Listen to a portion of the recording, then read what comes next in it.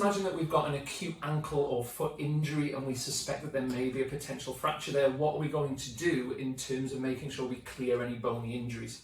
So you can follow the Ottawa Rules really. So there are 4 key points that you need to be able to palpate, and then also that inability to weight bear.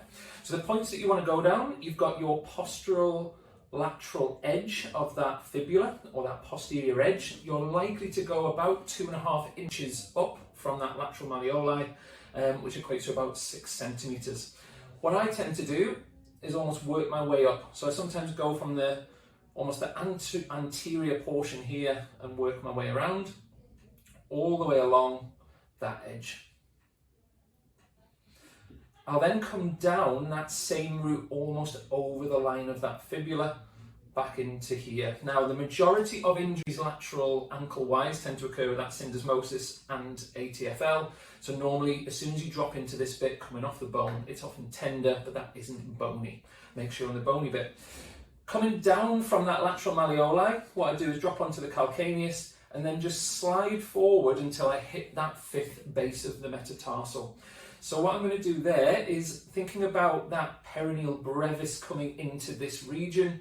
Then what can happen is if you rapidly invert your ankle, what can happen is you get an avulsion of that 5th metatarsal base. Now, you can have a Jones fracture, which is a little bit more distal to that, and then obviously into the shaft of that metatarsal, you can get stress reactions and things as well. This is the point though that you want to be palpating and pushing relatively hard into there. On the other side, what you'll have is the navicular. So that is also one of your key points of those Ottawa Rules. To find it, what I would do is get the athlete to actively dorsiflex and then bring their big toe up.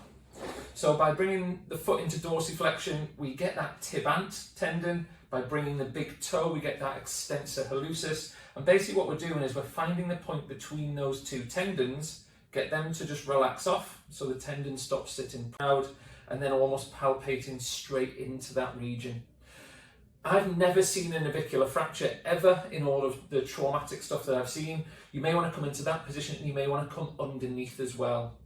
Now, the other side of the ankle is just exactly the same as that fibula side, but you're coming up that posterior edge of the tibia, all the way down and basically feeling along that edge and then coming around and underneath that medial malleoli. You can strengthen your hypothesis a little bit if you do some resisted testing, which isn't part of the Ottawa Rules, but maybe worth considering.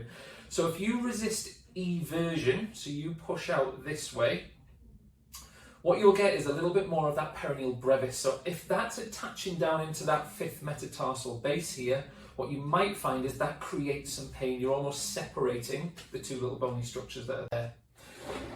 On the other side, your tib post actually comes round that medial malleoli and attaches into the base of that navicular. So again, if you resist the other way, what you may find is if you've got pinpoint pain onto that navicular, you may be indicative of a fracture.